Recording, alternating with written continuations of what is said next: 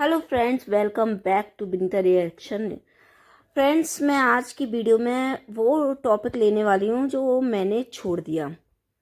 Friends, मैं इस मामले में बात नहीं करना चाहती क्योंकि कंट्रोवर्सी ख़त्म हो गई है और कुछ बात करने लायक बचा नहीं। दोनों पक्ष अपनी अपनी ज़िंदगी को जी रहे हैं, कैसे भी जिए, खुश रहें, एक दूसरे पर कोई आरोप प्रत्यारोप नहीं है।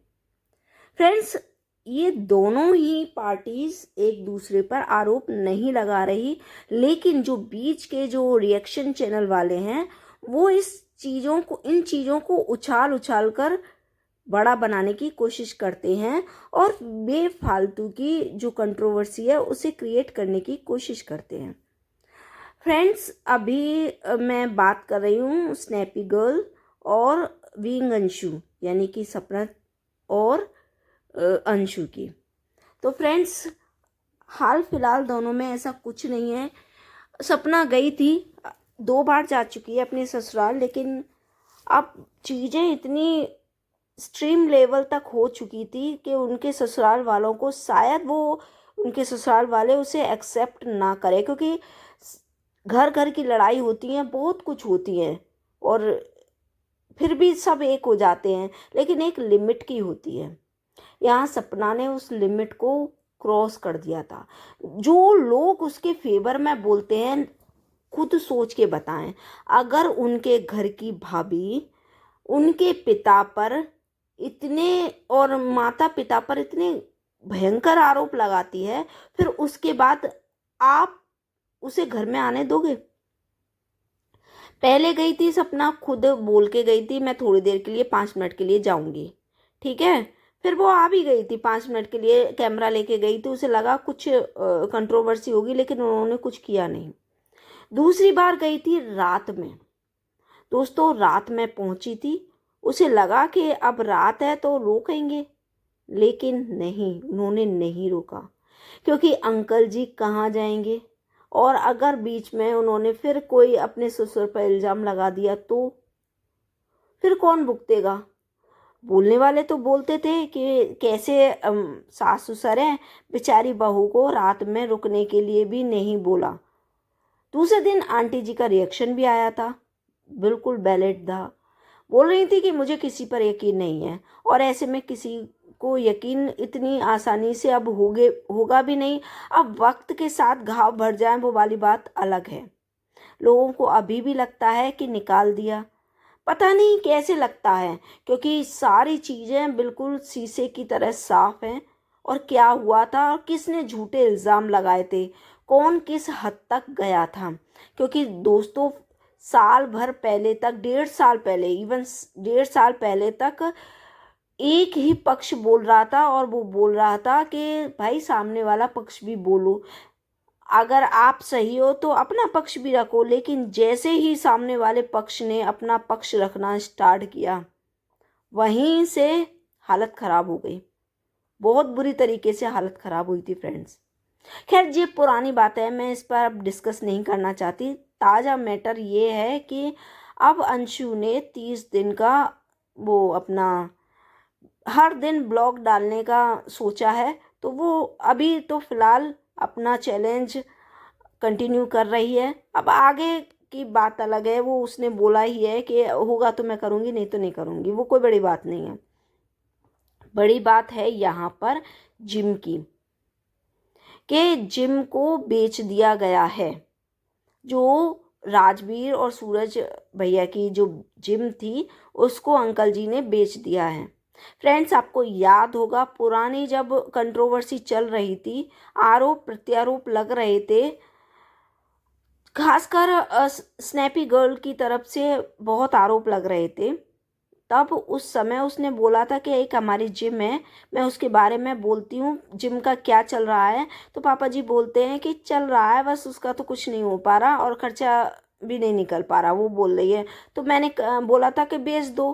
अब वो भाई माँ बाप की इच्छा है, नहीं, उन्होंने सोचा होगा कि चलो बेटे के नाम का होल्डिंग लगी हुई थी वहाँ पर, उनके बेटे का फोटोज़ वगैरह लगे हुए थे, नाम से वो जिम चल रहा था, तो वो शायद सोच रहे थे कि वो चल जाए, इसलिए उन्होंने ट्रेनर वगैरह रख दिए थे। लेकिन अब वो जिम बेच दी गई। अंशु ने वजह बताई कि उस जिम से कोई फ़ायदा नहीं हो पा रहा था, बल्कि उसका नुकसान हो रहा था। जो उन्होंने ट्रेनर रखे थे, नौकर रखे थे, सफाई कर्मचारी रखे थे, यानी कुल 5 तो सपना ही बता चुकी थी कि 2 ट्रेनर रखे थे, 3 कर्मचारी रखे थे। उनकी फीस भी और इलेक्ट्रिसिटी बिल का भी नहीं निकल पा रहा था उस जो स्टूडेंट आते थे उससे। और अब अंकल जी के, हालांकि गवर्नमेंट जॉब है, 2 लोगों के लिए अच्छी खासी सैलरी होगी, लेकिन फिर भी जब उस जिम का खर्चा उनको देना पड़ रहा था, क्योंकि भाई बड़े बूढ़े हैं, दवाइयों में भी खर्च हो जाता है, उन्हें नहीं लग रहा होगा क्योंकि वो अब उसे हैंडल नहीं कर पा रहे हैं, तो उन्होंने वो बेच दी। अब ठीक है, अंशु ने ये क्लियर बता दी कि क्यों बेची। अब कुछ लोग जो कि रिएक्शन बनाने वाले हैं, जो इस कंट्रोवर्सी को हवा देते हैं, वो बोल रहे हैं कि भाई तुमने वो जिम बेची तो उसका हिस्सा सपना को क्यों नहीं दिया। अब बात ये है कि उस जिम को अगर बेचा तो जिम तो वो रेंट पे थी, ज़मीन तो रेंट पे थी, इनकी खुद को थी नहीं।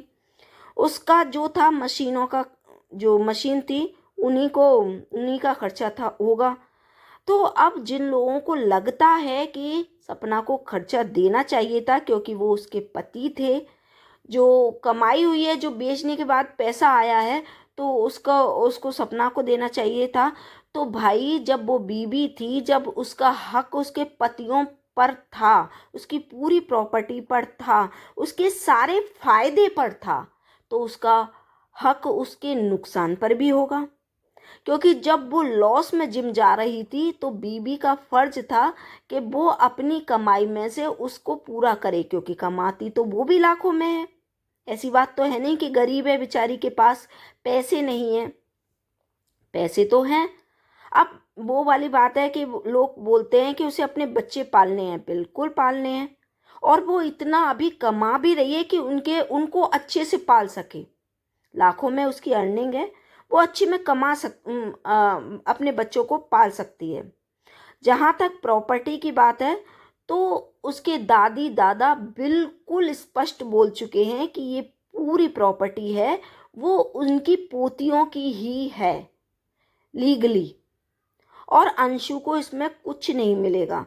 जब वो बोल चुके हैं तब वो सपना मैडम भी शांत हो चुकी हैं, क्योंकि अब कुछ ना कुछ तो हुआ है। फार्म हाउस की भी जो बातें आती हैं तो उसके बारे में कुछ ना कुछ तो हुआ है। अब ये हमें नहीं पता चल रहा कि क्या सेटलमेंट हुआ है, लेकिन हुआ है, क्योंकि बिला की बातें अब नहीं आ रही। उड़ती उड़ती खबर आ रही है कि वो बिला सपना के पास गया है और फार्म हाउस अंकल आंटी के पास गया है। तो लीगली ये दोनों आपस में बातें कर रहे हैं। इसमें मुझे नहीं लगता कि हम जैसे लोगों को ज़्यादा टांग अड़ानी चाहिए और इस कंट्रोवर्सी को हवा देनी चाहिए। आप किसी को ज़्यादा नहीं जानते, लेकिन जो सोशल मीडिया पर साफ साफ दिखाई दे रहा है, कम से कम उसके साथ तो बोलो। आप उस बच्ची को लेकर, लड़की को लेकर, जो अपने हालांकि वो बहुत स्ट्रांग है, नो डाउट, वो संभाल लेगी और संभाल रही है, तो जब उसके लिए आप बोलते हो तो क्यों बोलते हो भाई। एक नीता त्यागी है, पानी पी पी कर छोटी जीजी करके उसको कोसती रहती है। आपको क्या मतलब, क्या जानती हो आप? क्यों आप एक लड़की के पीछे, भाई वो गांव में पेपर दे के आई है, पास तो हो ही जाएगी, नकल होती है, ये होती है, फलाना होता है, ढिकाना होता है। अरे गांव के बच्चे आईएएस बनते हैं, सरकारी और स्कूल में पढ़ने वाले गवर्नमेंट जॉब कलेक्टर बनते हैं। सुना नहीं है आपने कि टेम्पो चलाने वाले का बच्चा जज बन गया, ये बन गया, मतलब वो सब नकल करके पास हुए हैं आपके हिसाब से, क्योंकि वो गवर्नमेंट स्कूल में पढ़े हैं, वो गांव के स्कूल में पढ़े हैं, तो उनमें तो अक्ल है ही नहीं।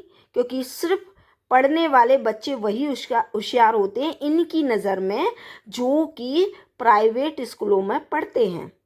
हालांकि अंशु अभी तक 10th तक प्राइवेट स्कूल में ही पढ़ी है। अब सिचुएशन क्या हुई थी ये सबको मालूम है, लेकिन मैडम को अभी भी आग लगी हुई है कि वो गांव में इसलिए गई थी कि उसके अच्छे मार्क्स से हुए हैं। भाई तुम टीचर हो, तुम्हें पता नहीं? जहाँ 11th के पेपर देते हैं वहीं 12th के देते हैं। जब वो 11th में अपने गांव चली गई थी हमेशा के लिए, यही सोचकर गई थी, इसलिए उसने एडमिशन कराया था, तो वो 12th के पेपर भी तो वहीं से देगी। आपके घर की खेती तो है नहीं है कि कभी भी उठ के आप कहीं से भी पेपर दे दो, क्योंकि ये बोर्ड के एग्ज़ाम है। कोई छोटी क्लास तो है नहीं है, तो इतनी अकल तो आप में होनी चाहिए।